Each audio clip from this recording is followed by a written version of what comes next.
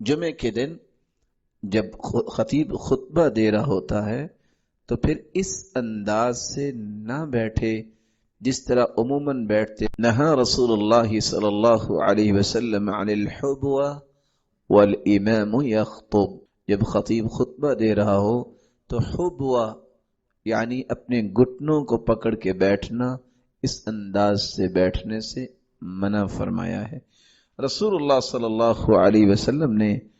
بلکہ فرمایا جو شخص غسل کرتا ہے پھر جلدی مسجد میں جاتا ہے اور پیدل چل کے جاتا ہے، ولم یرکب سواری پہ سوار نہیں ہوتا، ودنا من الامام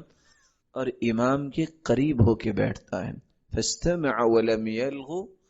غور سے خطبہ سنتا ہے، کوئی لغو بات نہیں کرتا، کان له بكل خطوة عمل السنہ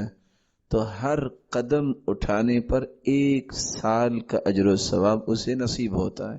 صحابہ نے سوال کر دیا سرتاج رسول صلی اللہ علیہ وسلم 1 سال کا اجر سے کیا مراد ہے؟ فرمایا اجر صیامها و قیامها، 1 سال کے صیام و قیام کا اجر نصیب ہو جاتا ہے.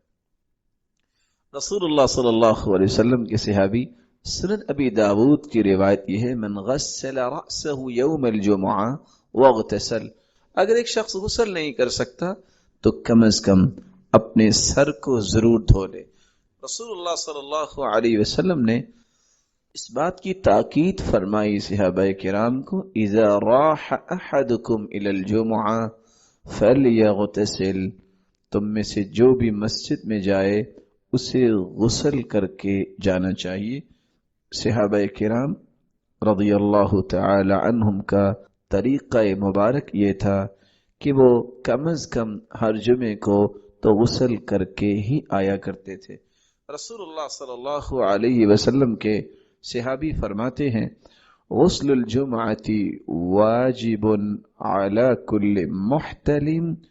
یہ روایت ابو سعید خدری رضی اللہ تعالی عنہ سے ہے اور یہ روایت صحیح بخاری کی 880 نمبر ہے کہ جس شخص پہ جمعہ واجب ہے اس کو جمعے کے دن غسل کرنا یہ بھی ضروری ہے. اور دوسری روایت کے الفاظ ہیں، للہ تعالی